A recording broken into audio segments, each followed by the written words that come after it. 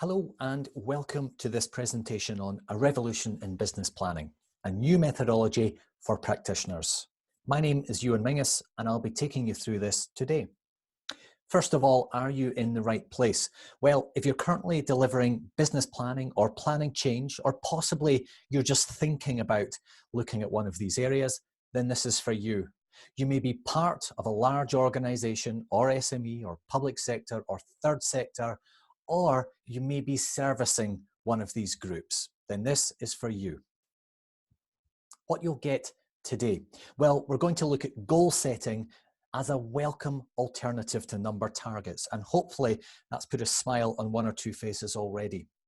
We're going to explore reverse engineering business plans so that you only focus on mission critical tasks and cut the rest. We're going to look at how you identify tipping points that create unstoppable momentum within your organization and spread like wildfire. We'll look at how to create value in an organization beyond simple sales and marketing activity. And most importantly, how to delegate strategic responsibility and genuinely enable teams that you're working with and supporting.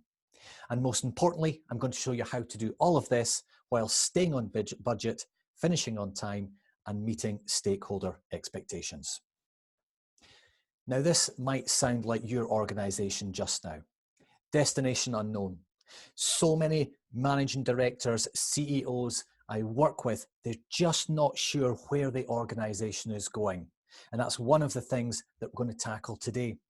It might be that numbers in your organization equal stress. So many different organizations have number targets driving all aspects of the business, and it never results in positive things.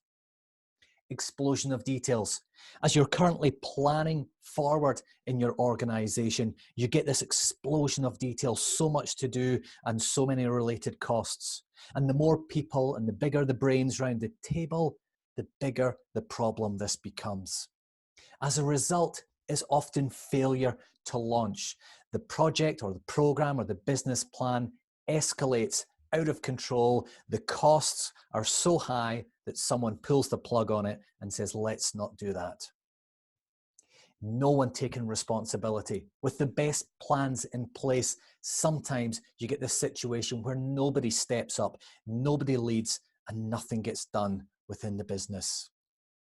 At best, you see incremental gains. There's never any step change. And some organizations, 3 years, 4 years on in a new plan, there are no difference in where the organization is now from where it was before. Everything's a slog. It all takes time, money, and effort. Nothing seems easy moving forward and bringing change about.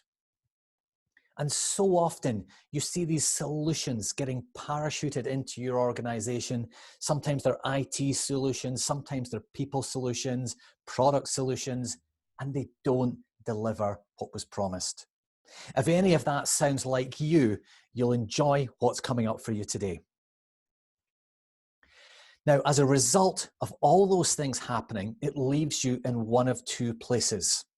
It leaves you in an absolute spin, juggling everything, trying to achieve something, and in the end, very little gets done. Alternatively, you're just stuck. You're frozen. You're the rabbit in front of the headlights because there's so much to do, you just can't get going. And as a result, nothing within your organization really changes, and everyone goes back to business as usual. Incredibly frustrating. Let me tell you a little bit about the Concord system. This is an action-based planning system. It's been developed over the last 20, 30 years, built on science and common sense. The chap that started all this is Alan Fowler, and he developed this through the 90s in his time with Ernst Young. He was working on different tools and different methodologies, and then in 2002, he brought those all together into what he calls D4, the fourth dimension. And time is the one thing that we all struggle with so much in business. Money comes and goes, but time, when it's gone, you can't get it back.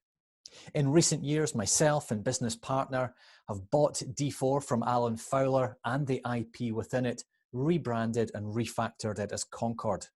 Alan remains with us as an advisor, helping us to carry this out with all the different organizations that we work with. The future of Concord for us, it's about taking this planning methodology to the world so that it becomes the default for everyone the world over. How we're doing that is through a practitioner network, and this could be you moving forward. We're looking at experienced consultants, advisors, and others. We're training them and certificating them in how to use this methodology. We're currently doing that across the UK and soon further afield. Alan Kay of Park puts it very well. The best way to predict the future is to invent it yourself. And that's very much what Concord does. Creates and delivers futures. Let me just quickly show you some of the clients we've worked with historically. You can see on the left the likes of PwC, Buckinghamshire Hospital Trust, and BT. More recently, Concord clients have included not-for-profit organisations like East of Scotland Growers, small businesses like Roden Associates, and medium-sized enterprises like Facilicom. I hope that gives you a little picture and a little bit of background, and now we're going to jump into the different areas. Goal setting. What is the future you really want for your organisation? Let's look at this in a different way for a minute. If you're going to be buying a new house, do you look for a house that is slightly better, slightly improved from the house you currently live in or own? Do you ever think about what the dream house would look like for you and your family? The house on the right here, you see with those big windows to let the light flood in, that large garden for entertaining guests, and out in the country away from the noise and bustle of the city.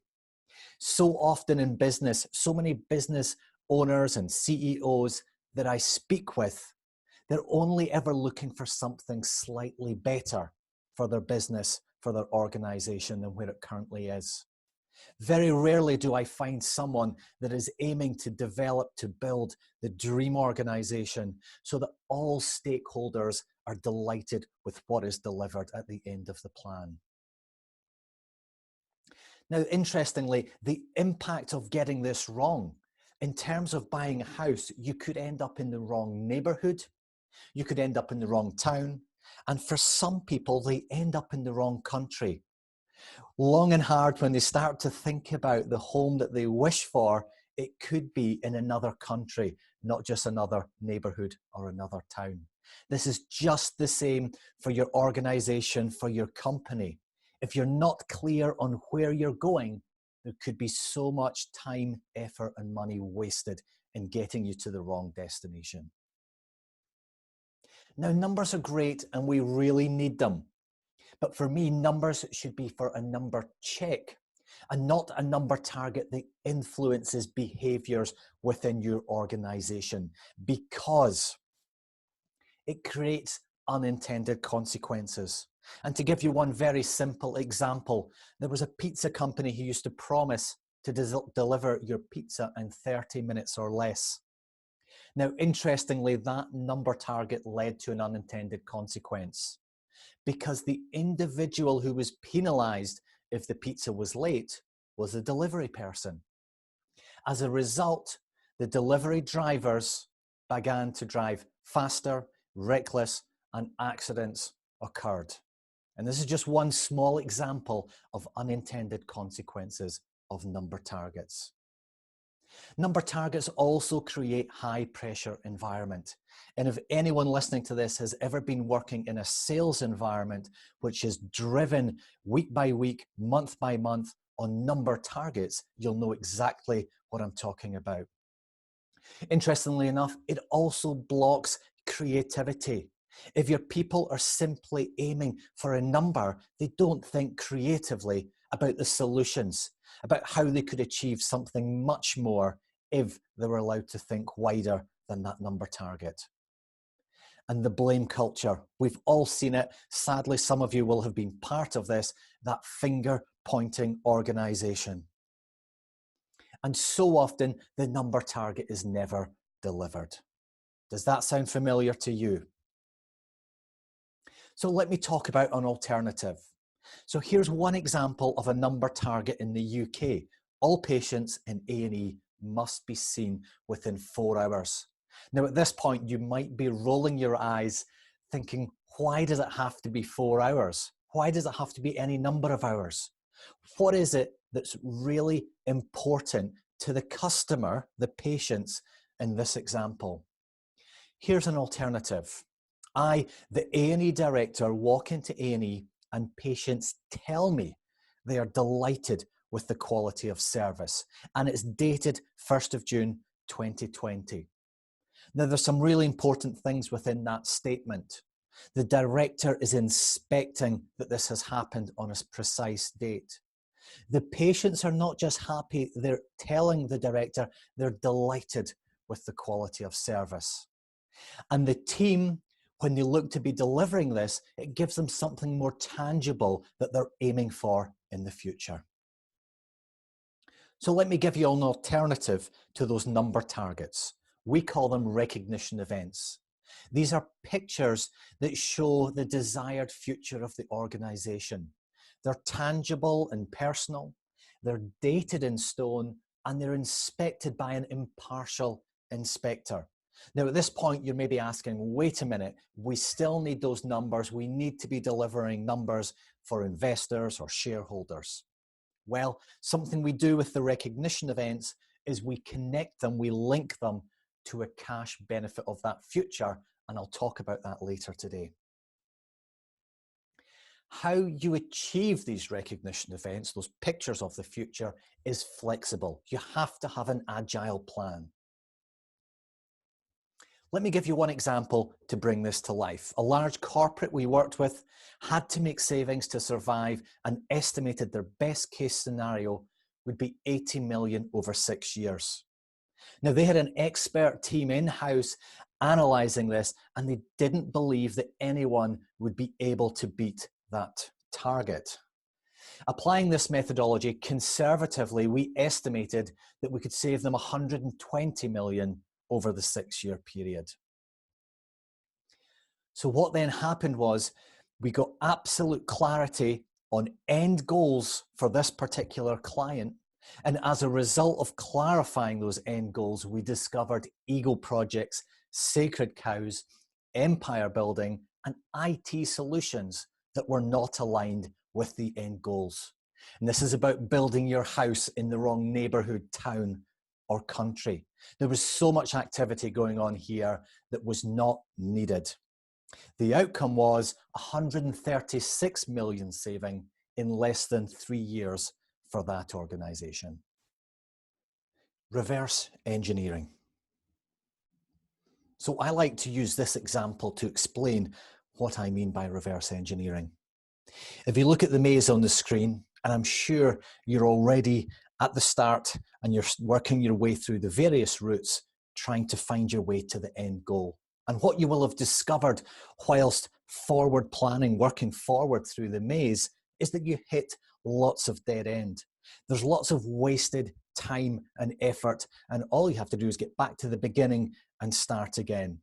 Hopefully by now you have found your way through this maze, but you've seen that it does waste time and energy. And in business, that means money as well.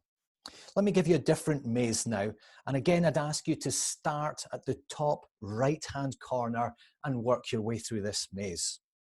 Now, what you should be finding is that there are far fewer dead ends. And if anything, the dead ends are much shorter. So there's less wasted time, money, and effort. And by now, you'll all have made it through this maze. The reason is because you are starting at the end this time and working your way back to the beginning. In essence, reverse engineering your success.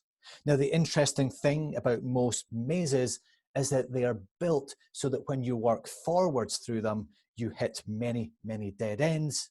But if you work in reverse from the finish to the start, there are far fewer dead ends. And this principle is exactly the same in planning in your organization. So In your personal life, I'm guessing you're very good at this. Most people are. If you think back to the last time you took a flight, you think about when that flight is, say 5 p.m. in the afternoon. You then ask yourself, how long do I need to check in? That could be 1 hour or 2 hours, depending on your level of risk. You then look at the shuttle bus from the car park into check-in, and then you start to think about driving from your home to the car park. You might consider things like whether it is rush hour traffic or not, and in doing so, you're working backwards from that end goal. It's just the same if you head into your local supermarket to pick up groceries. When you roll your trolley up to the checkout and you start laying things out on the conveyor belt, do you think about the order that you lay things on the conveyor belt? Most people do, because you've got that end goal in mind. When you start to pack things, you want to make sure that you've got all the tins together at the bottom of the bag, and you've got softer items like bread, crisps, and eggs on top at the end. And this is something we're all very good at doing in our personal lives, but we're very poor at doing in business. Let me explain a little bit about the science as to how we do this and how it works. Your brain is remarkable with 100 trillion connections, and it allows you to imagine, to intuit, and to handle paradoxes. As a result, you can hypothesize what would have happened before you get to that end goal. So when we lay out your plan on a single page, we take those recognition events first, plotting them on the right-hand side, and then one in turn, we ask what would have happened before that recognition event, picturing that dream future that you've pulled together that's delivering stakeholder needs. Now, interestingly, what we discover are these things called tipping points. And I'm going to go into more detail in those in just a minute. And these tipping points are all interconnected to each other. Now, to give you a couple of quick examples from clients we've worked with, we spearheaded something that changed society, not the normal activity that comes out of a business plan. A person of influence supported our environmental goals. Again, a little bit different than what you're maybe doing just now. But this is what comes when we hypothesize about how we had got to that future. Very different from traditional planning. Let me give you an example to bring this to life, because maybe you're thinking, I don't believe you, this can't be possible. An SME we worked with was making slow growth with their product and had to find a step change in growth to keep investors happy. You might be able to relate to this. They were skeptical that there was a better way to find growth. They had invested in really excellent commercial managers and growth strategies to drive this product, but they were not seeing it and they didn't believe there was a better way to do it. What we did with backcasting was reverse engineering. We got absolute clarity on what that future was. Now, we focused on the stakeholder growth expectations. We did not focus on solving the problem, which was how to accelerate growth with this particular product. And in doing so, when we worked backwards, we discovered that diversification into new products was the solution that they were looking for, not how to grow and accelerate sales with the existing product they had. So where they were, we predicted, was 2.9 million in growth over 4 years from the initial product that they were looking to sell. With diversifying, we discovered the new product could generate 23 million in sales over that 4-year ROI period. And that's just getting focused on that end goal that brings clarity of what needs to be done. Unstoppable momentum. The domino effect. Now, if you remember back to when you were a child, if you're as old as I am, you will remember the record breakers. And they used to line up these dominoes. And then by just touching one domino, it started this chain reaction where many, many dominoes started to fall over. Interestingly, this same principle can be applied within your business. Now, the example you see here on the screen is where one domino hits 2, then 4, then 8, and 16, and so on. This is a principle called tipping point, which was started by Malcolm Gladwell in the book called Tipping Point. And he speaks about it spreading like wildfire. And another example of this is when you can have small dominoes knocking over dominoes that are bigger. In this example, the smallest domino is just 5 millimeters tall, and then each domino is 1.5 times the size of the one before. Interestingly, in this example, 29 dominoes would mean the last domino was the size of the Empire State Building. And by just that small amount of effort to knock over that first domino, you can knock over all these other dominoes. And for me, I talk about this as creating unstoppable momentum within your business. And this principle can be applied, and it comes from that art of backcasting, of reverse engineering from your end goal. Now, let me give you a little bit about the science on how this happens. I'm sure you've heard of network theory, and you'll most definitely have heard of the 6 degrees of Kevin Bacon, how Kevin is connected to everyone in Hollywood. In your business, we all have shared objects, shared processes, and most importantly, those shared outcomes, the recognition events that we're working towards. These things are all connected in business. And by tweaking just one thing changes everything. The dominoes in the picture on the right here, if you can imagine just lifting one of those dominoes, what happens? Interestingly, if the average button has just one connection, almost the whole system becomes connected. Of course, you've first got to make sure that you're absolutely crystal clear on what that end goal is. What is the recognition event or events of your organization's future? The last thing you want to do is take off at unstoppable momentum in the wrong direction. Let me give you an example to bring this to life for you. An SME we worked with was needing to find a way into multi-location clients to accelerate growth. Up until that point, they were just working with small businesses with one outlet, one location, but they knew that to open the door to multi-location clients would accelerate growth. Now, they've been trying this for a while. They were finding it incredibly difficult to get a foot in the door, let alone close sales. At the point we were speaking to them, they were looking at a digital marketing strategy that would cost in the region of £2,000 or £3,000 a month, and were hesitant about going down that route. So when I first learned about dominoes, I was under the impression that you had to lift these dominoes with a huge amount of effort to then see them falling over, but not at all. What you're looking for are dominoes that are already standing up, that your organization can jump on the back of and grab that momentum and start knocking over all these dominoes within your organization. Now, at this point, you've maybe worked out, but I doubt it because I've yet to find someone who does, what the domino is for this particular client that gave them that unstoppable momentum. Franchising. So this client went out and immediately joined the franchise association with almost 400 franchise systems in it, sponsored an event, featured in newsletters, and attended events and joined networks across that association. Within 3 months, they landed 3 franchise clients, but more importantly, they now had huge momentum to take those successful case studies to everyone else within that franchise association. Creating value. So if you think back to one of the first slides I did, I spoke about these recognition events. When we develop these within an organization, we then put them into what we call a rich picture, like you see here on the screen. This is a picture that shows how the organization will operate in the future when all stakeholder needs have been met and been delivered. What we then do is we put a cash benefit on that future being delivered.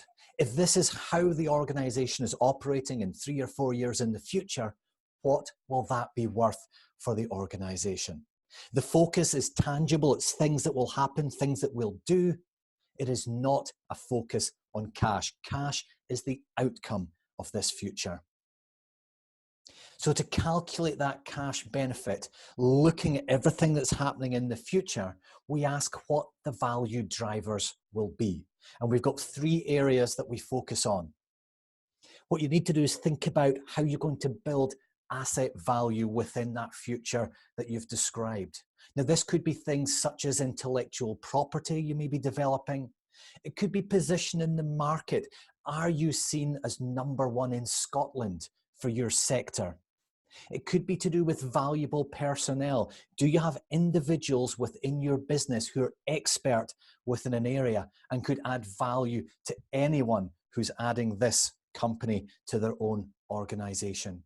And building the asset value, for most people, we think about what the increase in multiplier on the business valuation is. And it's all the things that you can be doing to increase that multiplier and to increase your business valuation, should you wish to sell in the future.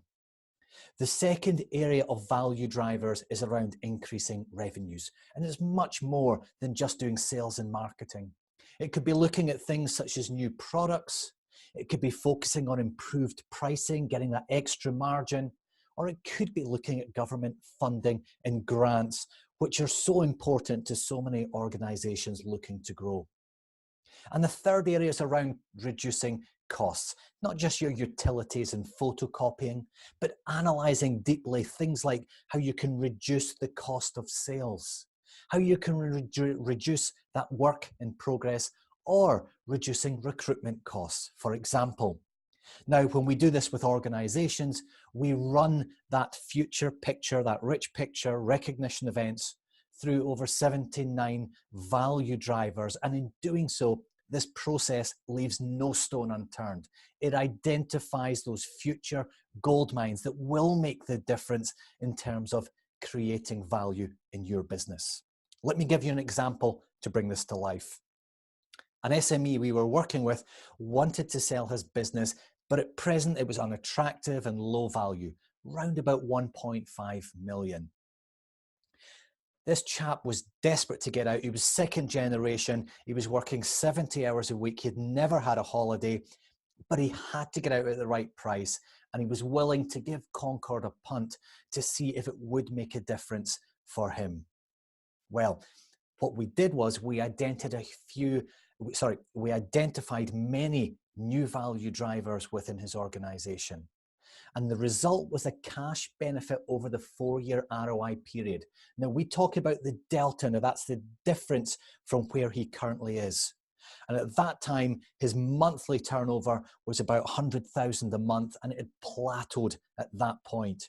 When we calculate this improvement, this difference from the current to the future, we're just looking at the improvement with these numbers. It doesn't include where he currently is. So with this chap, we found a reduction in cost of sale, 320,000 over the 4-year period, line improvements, 300,000, fewer production issues, saving of 200,000, and a cash benefit of 4.29 million by changes and improvements in focus at management team level. And there were a few other small things in there, not worth mentioning. The result for this particular business was an increase in valuation to over 8 million. That's from starting at around 1.5 million. They're currently 3.5 years through this 4-year plan. We expect the valuation to be higher than 8 million. Of course, it's only whatever someone would pay, but we think it's going to be around 9 to 10 million. Interestingly, the managing director no longer wants to sell. So often the case when you get to that nice place in business and everything is running smoothly and profitably. Delegate strategic responsibility. Now that you have your single-page graphical plan with those recognition events, pictures of the future, and you've worked it backwards, reverse engineered to identify all those big tipping points, we can start to delegate it. And the first thing we encourage clients to do is print this in A0 and put it on the wall at work where everyone can see it. So everyone is focused strategically on the business, day to day. The tipping points are then handed out, delegated to everyone within the organization. And tipping points can go from anyone, from janitor to CEO. Once someone has a tipping point, they decide what needs to be done to achieve it. They tell us when it will be done by. They set the date. They then decide who should do the work within that tipping point. And some tipping points are small and easily done by the individual in charge of it, but others are bigger and need more work and more individuals involved. When deciding who should do the work, the person, the employee in charge of the tipping point, can ask anyone internally from janitor to CEO to help out and get that work done. Equally, they can go to external people and organizations to ask for expert support to get that tipping point done. In terms of line management, the line manager is simply asking, how can I help? Is there money that you require? Is there time that you need? Or are there others that you need me to get involved in getting this tipping point done? And in doing so, we genuinely invert the hierarchy and we empower the team, the people, to take forward the strategic plan. Let me give you an example to bring this to life. We worked with a medium-sized enterprise who just could not get their team to take the action needed. There was never enough time, money, or the right focus to do what was needed within the business. They just didn't feel it was ever going to get done. With their backcast plan in place and clear on the cash benefit, we spoke to the head of HR about a tipping point related to recruitment. She knew that to deliver that tipping point, she would need 2 weeks to get the work done, no distractions, and £10,000. But like so many in this situation, she just felt that was as far as she could get because she did not have 2 weeks to spare. She was constantly getting distracted and she did not have £10,000 in her budget. And this is where Concord is very different. So the first thing we asked was, what do you do when you have 2 weeks holiday in the summer? She said, easy, I delegate my work out to others within the team. We asked if it would be okay if she did that in this situation, to which she smiled and said, well, yes, of course. But what about the distractions? So the CEO then arranged for her to get time off-site where she would not be distracted by people knocking on the door or calling or emailing. And then the problem with the £10,000, with Concord, there is no silo working. Money is across the whole business and is linked to the cash benefit of achieving the future. And the CEO on the spot okayed the £10,000 to allow her to get this done. It was delivered within 3 weeks. In summary, to make winning a habit, this is your planning system. Those goals that are tangible, personal, dated in stone and inspected, your plan that has been reverse engineered from those end goals, identifying those tipping points that create unstoppable momentum and spread like wildfire, and identifying that real value from increased assets, increased revenues, and reduced costs. And finally, team enablement, how you delegate strategic responsibility.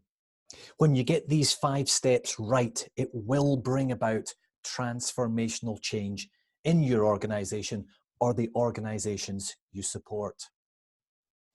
Going forward, we would love to support more practitioners like yourself with this new Concord thinking. And what we've got for you today, if you're an organization, that could be a large accountancy practice, or it could be a network of business advisors or consultants, we'd love to offer you a free complimentary 2-hour workshop for 5 to 10 individuals in your team. This would cover some of the same content you've seen today, but it would be interactive and educational. We'd be looking to start a discussion with you. We'll also show you some new content, some of the behind the scenes, the spreadsheets and the workings of how we do this. If you're an individual, we're looking to offer you the same thing on a 2-hour conference call, one-to-one, discussing and educating about Concord thinking and the principles you've seen and heard about here today. If you do want to become a Concord practitioner, once we've done that session and you meet the minimum requirements, you may be invited to Concord practitioner training. But we can speak about that once we've had this initial session with you or with your team. And that's for free, there's no cost there. Now, if you train as a Concord practitioner, you'll get access to the full Concord system. And that includes the training books, online resources, template materials, case studies, and there's an exam and certification at the end. This is designed to give you the skills and tools to successfully deliver business plans or plan change in your organization or the clients that you work with in their companies and businesses. If that's of interest to you, please do book a conference call today. If you're an individual, at this URL, please type that into your search engine.